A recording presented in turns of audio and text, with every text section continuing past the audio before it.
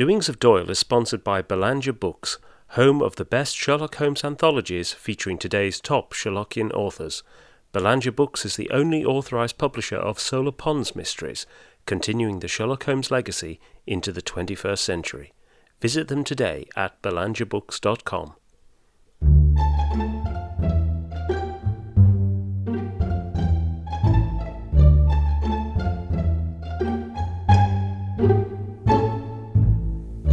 Welcome to Doings of Doyle, a podcast dedicated to the works of Sir Arthur Conan Doyle, the creator of Professor Challenger, Brigadier Gerard, and, of course, Sherlock Holmes. I'm Mark Jones. And I'm Paul Chapman, and together we'll be exploring Doyle's eclectic bibliography to understand more about the great man's life and work. We'll be discussing his fiction and non-fiction, the well-known and the obscure. And stopping by Baker Street along the way. You can find out more at doingsofdoyle.com or follow us at Doings of Doyle on Twitter.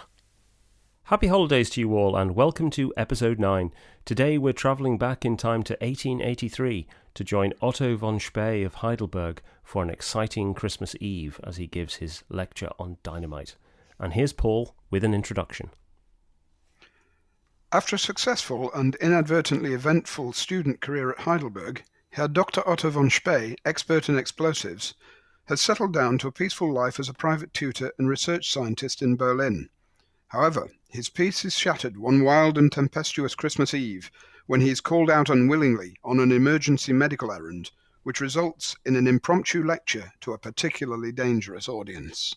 So the full title of the story is An Exciting Christmas Eve, or My Lecture on Dynamite, and it was first published in the Boy's Own paper in December 1883 and republished in Every Boy's Monthly in February-March 1905.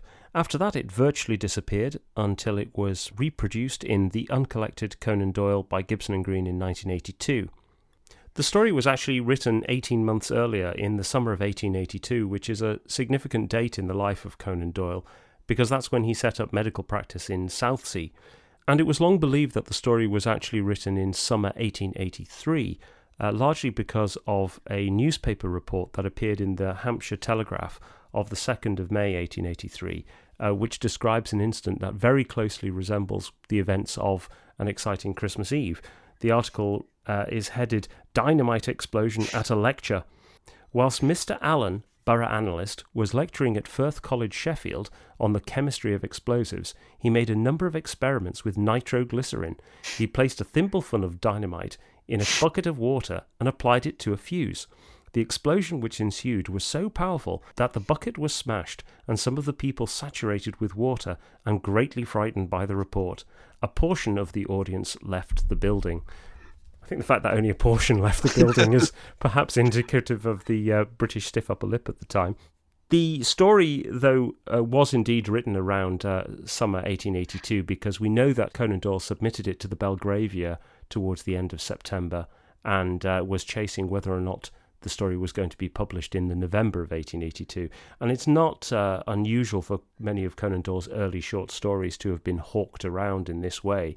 He seems to have had a pecking order that he started with the high prestige journals and then progressively worked his way down until he could find somebody who was prepared to take the story. And in this case, it was the Boy's Own paper, which had been formed as an offshoot of the Religious Tract Society in 1878, as a vehicle for instilling Christian morals into young children. The paper actually ran until 1967, and the content was a mixture of adventure stories and improving articles, puzzles, and a fair amount of jingoism as well. And the writers included Jules Verne, Ballantyne, Baden-Powell, and according to Andrew Lycett, it often published General Drayson. And you get a real sense from this story and others around this time that we've covered previously, like The Winning Shot and The Captain of the Pole Star, that Conan Doyle was really trying things out. He was experimenting with his craft. And he referred to many of these short stories pejoratively in later years, describing them really as apprentice work. And the story came out at a time when there was heightened international terrorism. This particular period, the 1880s through into the 1890s, there had been an increase in various kinds of terrorist activity from an assortment of groups and motives. Doyle himself had picked up on this earlier. In 1881, he'd published a story called A Night Among the Nihilists, which is about the adventures of an English trade envoy who managed to get himself accidentally mixed up in nihilist activities in Russia. Yeah, at this time, Russia was regarded as being at the center of these kinds of activities, particularly from or during the reigns of Nicholas I, who reigned between 1825 and 1855, and Alexander II, 1855 to 1881. There emerged first a group known as the Narodniki, the populists. There was a series of roundups and show trials with them, and so the movement petered rather. But the real hardcore coalesced, and a new revolutionary party came out of this, known as Zemlya i Volya, Land and Liberty. And their main aim was peasant insurrection. But their tactics included attacks and assassinations. And it was one of their splinter groups, Narodnaya Volya, the People's Will, who actually assassinated Tsar Alexander II in 1881. And this was the year that Doyle published A Night Among the Nihilists. It was a real moment, obviously, of international attention being paid to these activities. The assassination of Alexander II and the accession of his son Alexander III saw a movement of exiles out of Russia as the Tsarist authorities came down on these groups with an iron fist. And so a number of these political exiles moved into the West, and quite a number actually came to London. It created a cultural moment where the awareness of these exiles was picked up on by the London press, and writers like Doyle also picked up on this kind of secret society sort of element finding their way into London, and also on the back of this, as well as the political refugees, this is the period of pogroms in Eastern Europe. So there's a great movement of Eastern European Jewish refugees as well, and a large number of those are coming into London as well. So it's creating an atmosphere which the British press, as is their way, whipped up rather. And there's also to add to that stories and rumours of the Tsarist secret police, the Okhrana, also being active in London in the 1880s. I mean, there's one of the craziest rumours is that the Jack the Ripper murders were actually a plot by the Okhrana to destabilise the Metropolitan Police. And one of the things that is fueling that anxiety and heightened tension was, in fact, the invention of dynamite, which had been patented by Alfred Nobel, the Peace Prize man, in 1867. And that suddenly meant that a really powerful explosive was more widely available, and it was portable and people could use it, and that naturally fed into the emerging Fenian threat. Yeah, the Fenians were a group of Irish nationalists fighting for an independent Ireland, and their first wave of bombing activities in London actually occurred between 1867 and 1868. There was actually the most spectacular was the bombing of Clerkenwell Prison in London in 1867. And it's interesting, Conan Doyle in 1886 publishes a story called Touch and Go, a midshipman's story, which is about the adventures of three Scottish school children who find themselves lost at sea in a prank adventure on a boat. And they have to be rescued by a ship which is actually carrying the Fenian leader, James Stephens, into exile on the continent. And the interesting thing is Conan Doyle presents a sympathetic picture of Stephens. This is no foaming-mouthed fanatic. And there was a second wave of Fenian activity into the 1880s. Yeah, the 1880s was a particularly active time for them, and a number of high-profile attacks in London, again, particularly on Westminster Bridge and Scotland Yard itself. was attacked, and the office of Inspector John Littlechild was the head of the newly established Metropolitan Police Special Branch, which had actually been established to combat Fenian terrorism in particular. So to actually destroy his office was quite a coup. Fortunately for Littlechild, he was out of it at the time. Yeah.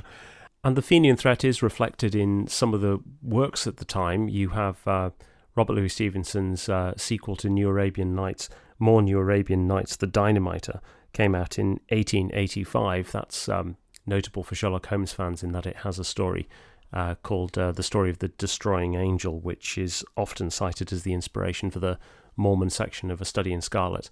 And the other notable figure who is writing on this topic at this time is Oscar Wilde, who wrote his very first play, Vera, or The Nihilists. Yeah, he seems to have written this in about 1880, and it was going to be premiered in 1881 in London, but was pulled because of the assassination of Tsar Alexander II. It was actually performed in America in 1883, but wasn't particularly successful. The story itself is supposed to be set around 1800, so nihilism as an idea is anachronistic. The phrase a nihilist seems to have been coined in 1861 by Ivan Turgenev in his novel Fathers and Sons. Wilde had actually taken his inspiration for the character Vera Saburov from the actual would-be assassin Vera Zazulich, who on the 24th of January 1878 had wandered into the office of the police chief of St. Petersburg, General Fyodor Fyodorovich Trepov, and shot him.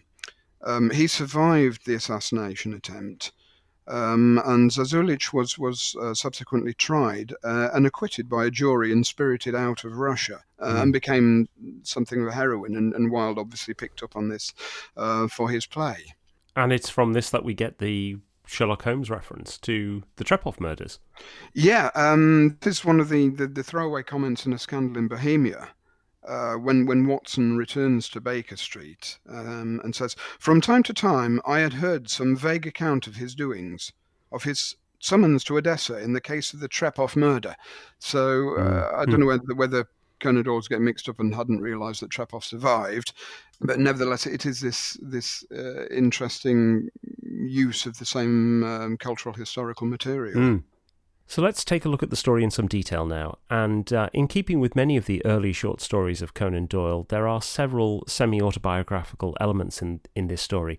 The most obvious is the Central European setting, which seems to draw on Conan Doyle's time as a student in Feldkirch in western Austria, not far from the border with Switzerland.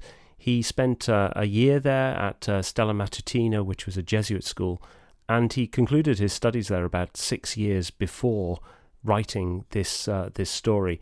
And Owen Dudley-Edwards, in his book The Quest for Sherlock Holmes, says that Conan Doyle's time at Feldkirch was a pivotal moment in his intellectual development, and he cites this as a great period of inspiration, helping Conan Doyle to develop more speculative ways of thinking, but also citing perhaps a dislike of bureaucracy, which is reflected in the Scotland Yarders in the Sherlock Holmes stories, and also a suggestion that it was at this time that Conan Doyle first read the works of Edgar Allan Poe. But the Central European setting is not just restricted to An Exciting Christmas Eve. There are also other stories around that time that could be set in places very similar to Feldkirch. Yeah, there are three in particular. One is a kind of horror story called The Silver Hatchet, which was published in London Society in 1883. There's a more comedic story, The Great Keinplatz Experiment, very much a German student story. That was published in the Belgravia magazine in 1885. And then another horror story, which was called A Pastoral Horror, which was published in The People in 1890, but was actually written about 1884, and went under the title originally of The Man with the Mattock, and was replaced with the far better and wonderfully ambiguous A Pastoral Horror.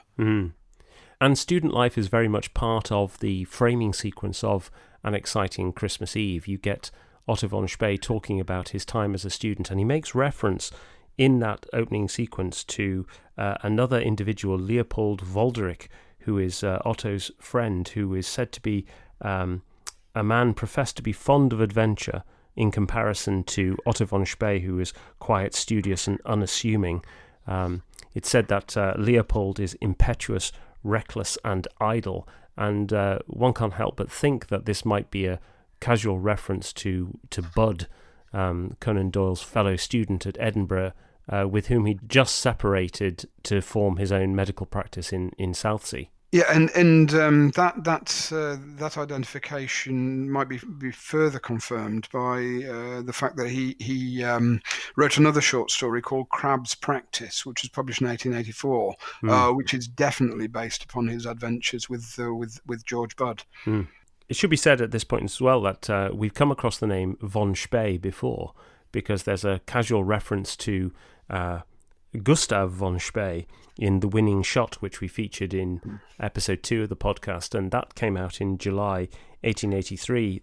In that, the mesmeric vampire Octavius Gaster is arguing on the existence of the mind separate from the body, and states, did not Gustav von Spee meet his brother Leopold in the streets of Strasbourg, the same brother having been drowned 3 months before in the Pacific? So there you get the names von Spee and Leopold reappearing in both The Winning Shot and in An Exciting Christmas Eve, which were almost certainly written around the same time. And there's another interesting aside that might place this very much in the early days of Conan Doyle's life in Southsea. There's a tacit reference to the fact that von Spee had originally set out in private practice and then changed career. He says that for some years I pursued this plan, but I found that my practice, being largely among the lower classes, favoured my unfortunate propensity for getting into trouble, and I determined to abandon it. And there's almost a tacit reference there to Conan Doyle thinking about abandoning his medical practice. We know that actually when he set up in Southsea, beginning of July 1882, he really didn't get many patients until about October the same year, and you can almost see the sort of thinking in 1882 that is then replicated in the early 1890s when Conan Doyle finally decides to put aside his medical practice and take up his writing pen full time. And the student life also provides some overt moments of comedy which give this story a particularly peculiar tone. Yes, it's considering the subject matter that it's ultimately going to be a story about nihilists and anarchists and bomb outrages and explosives and so on. It strikes an uneasy comic tone, and it doesn't seem to quite know what it wants to be, this story, whether it wants to be an outright slapstick farce almost, or is there a point being made about the sort of people who populate these terrorist groups? And there's also something with the narrator himself. He's a serious scientist, but he's also an idiot. Yes. It's this. You don't know how to take this character, because he's very clever, but he's a damn fool at the same time. And you get this in a number of Doyle's stories at this time. Again, the narrator Hammond in That Little Square Box. He's an overly serious character and doesn't realise what a fool he's being on this journey where he thinks he's encountering a pair of terrorists, and the story turns out very much not. Or John McVitie in The Man from Archangel, who is a total misanthrope, takes himself very seriously, and interestingly, like von Spee, is a misanthropic chemist.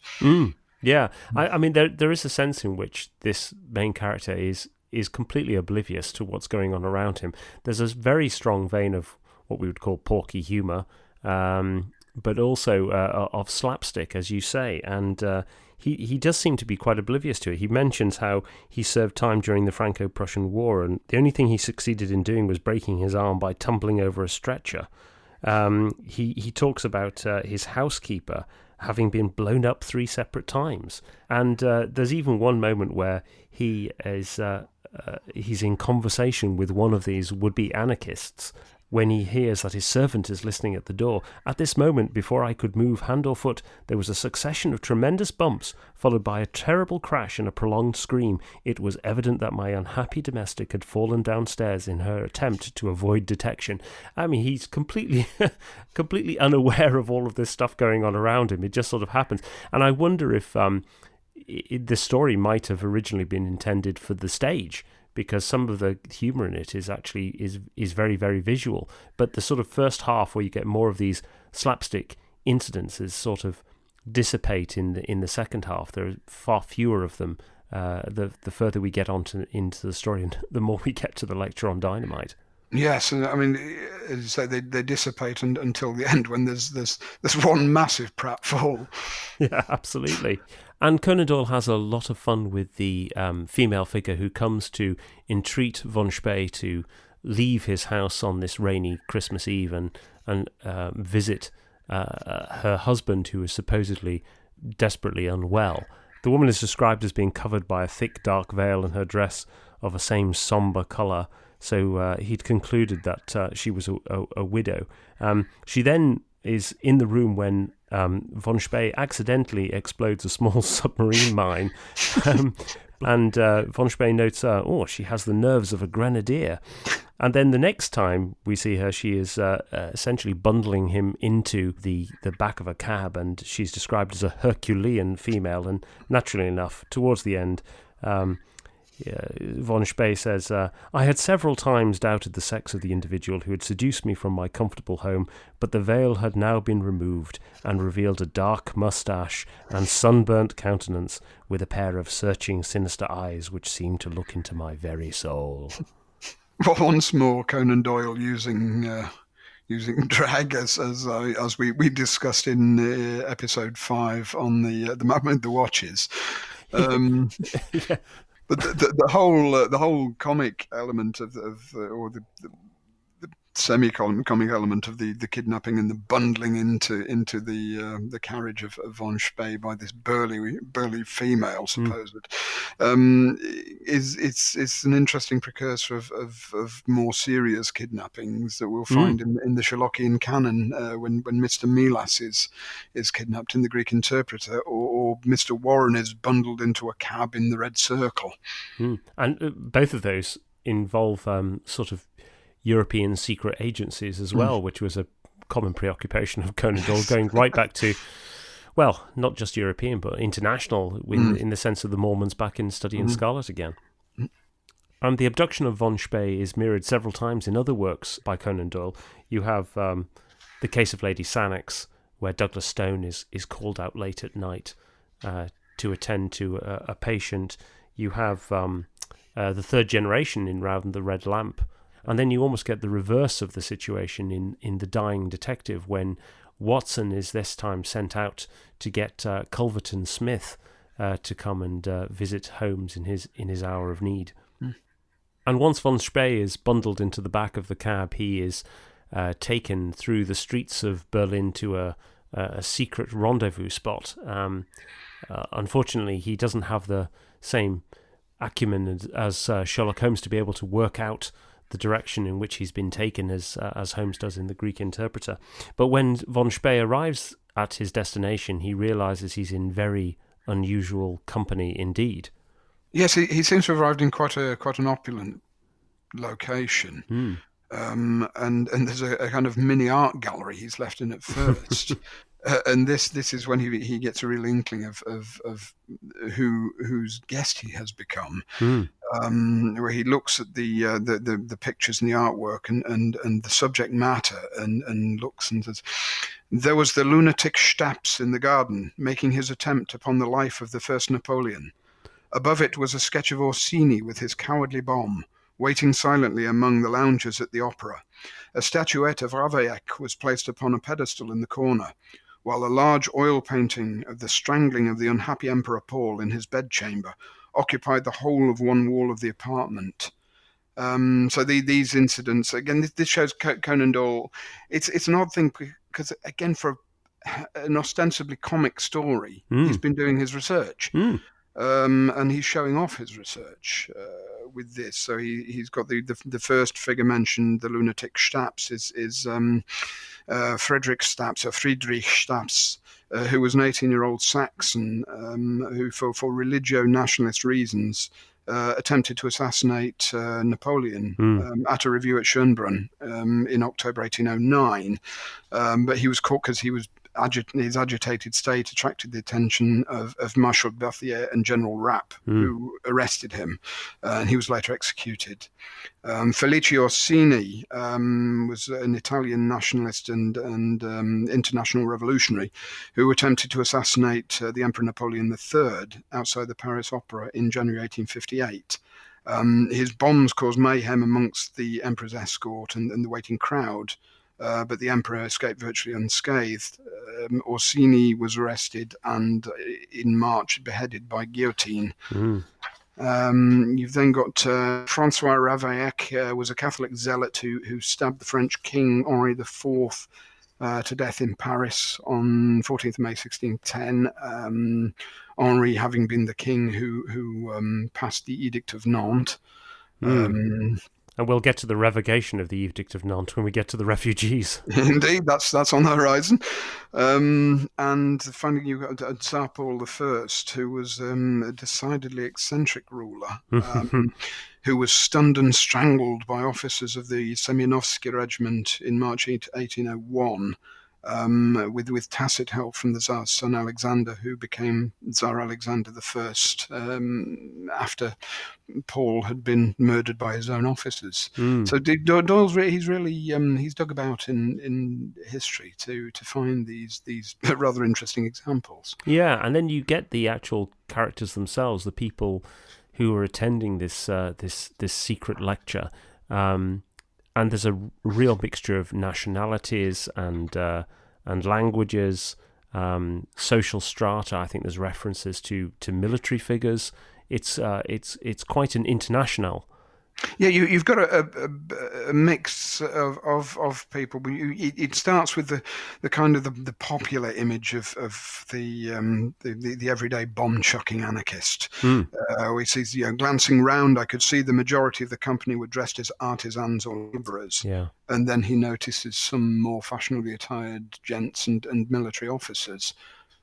Which again plays on this idea that were the anarchists being manipulated by elements within society for their own reasons. And then he goes into a description of the nationalities present. Yeah, and this shows very much Conan Doyle's sort of interest in this very late 19th century, early 20th century idea of geneticism and the theories of the Italian criminologist Cesare Lombroso, for instance.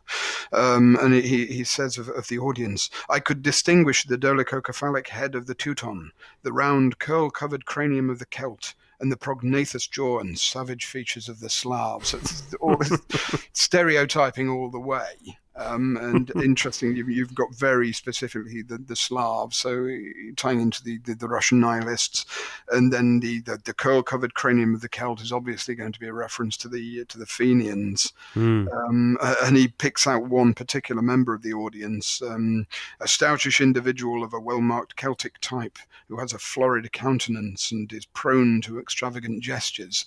He's obviously a Fenian. Yeah, and von Spee is asked to speak somewhat slowly and distinctly, as some of his hearers are, but imperfectly acquainted with the German language. So there's definitely an international community of anarchists attending this lecture. I mean, one wonders if this is a forerunner of Spectre, this organisation of terrorists and assassins.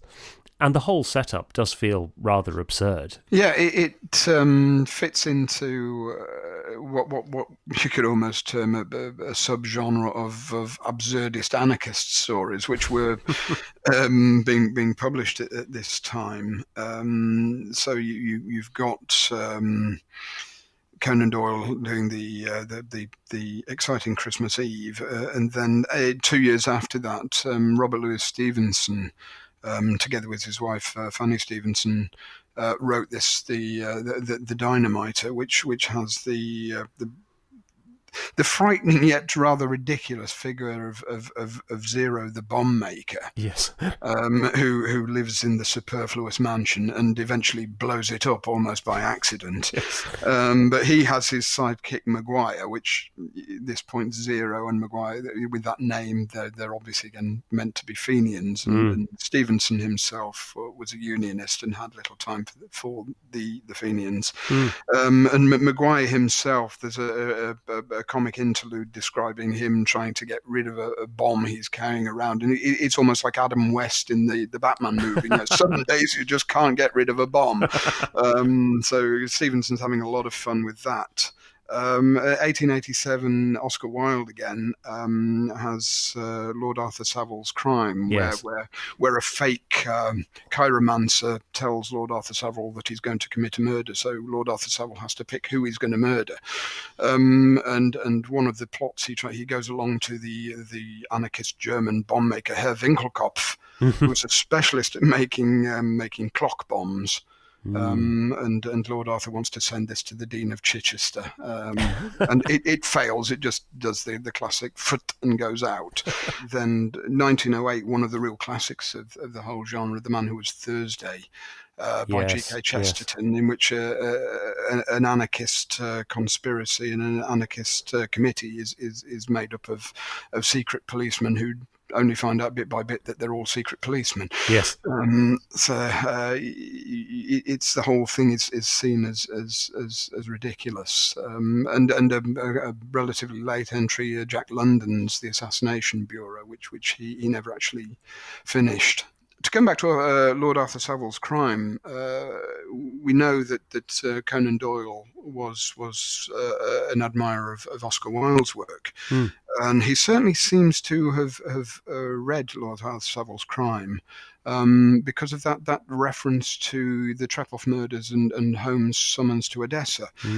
When Winkelkopf is describing his plots, there's one point where he instanced the case of a barometer that he had once sent to the military governor at Odessa, which, though timed to explode in 10 days, had not done so for something like 3 months. It was quite true. When it did go off, it merely succeeded in blowing a housemaid to atoms, the governor having gone out of town 6 weeks before. But this whole, the reference to Odessa seems to be, this is where Conan Doyle is almost conflating the actual Vera Zazulich case with this incident from Arthur Savile's Crime and putting them both together. Possibly subconsciously. And this might have been picked up later on by John Dixon Carr and Adrian Conan Doyle when they wrote their story, The Adventure of the Seven Clocks, for the experts of Sherlock Holmes. And the absurdity of An Exciting Christmas Eve is almost heightened by the fact that Conan Doyle has chosen to set it on Christmas Eve. Yes. A very un-anarchist, un-nihilist sort of date. But interestingly, in 1894, in the Strand magazine, there was a translation of a French story called An Anarchist by Eugène Marais, which features a Christmas Day anarchist outrage when a party for school children given by a local factory owner is bombed by an anarchist. Oh gosh. The children escape. Oh, thank goodness for that. We were going to end the podcast on a bit of a downer then. And Conan Doyle would return to the theme of nihilism in The Adventure of the Golden Pince-Nez in July 1904, in which Holmes is called in to investigate the apparent murder of the secretary of Professor Coram. Professor Coram turns out to have been a member of a nihilist group in Russia some years before, and the events of his past are coming back to haunt him.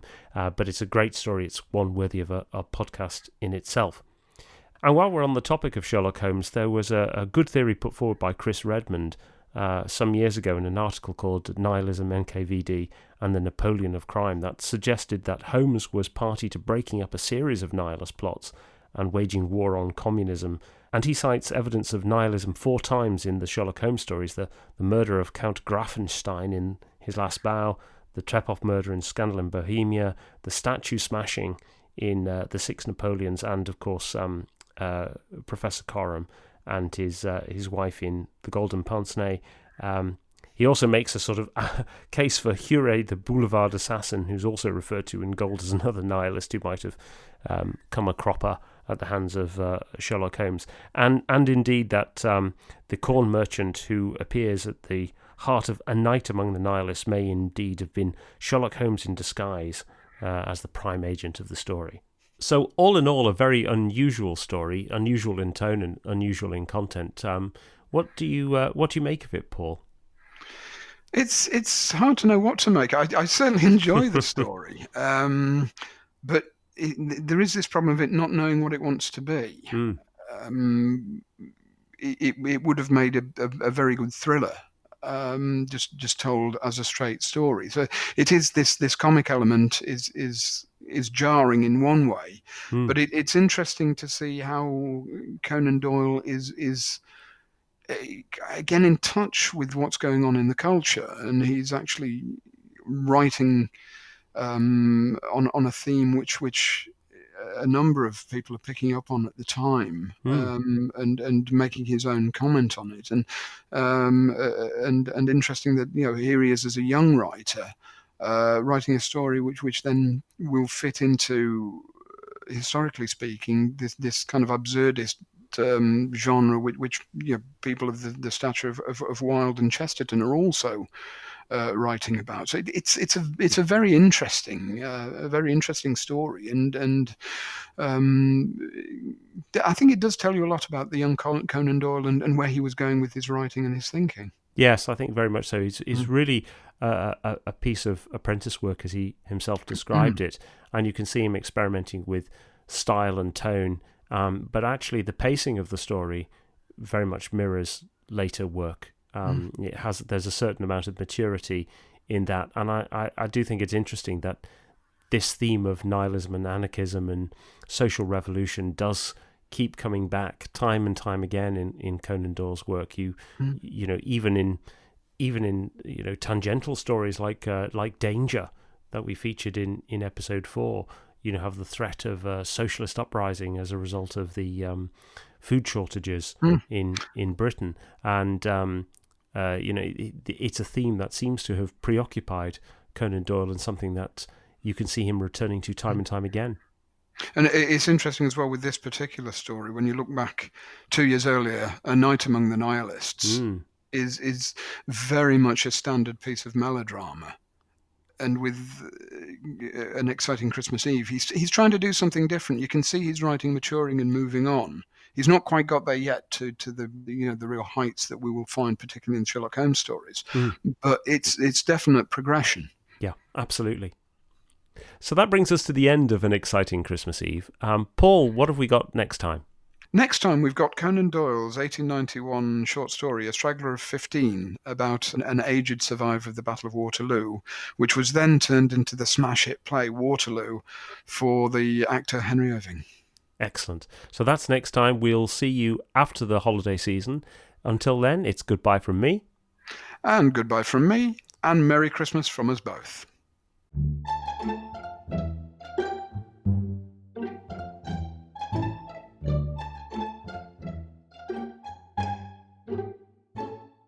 Vera Zazulich, who on the 24th of January 1878 wandered into the office of the police chief of St. Petersburg, General Fyodor Fyodorovich.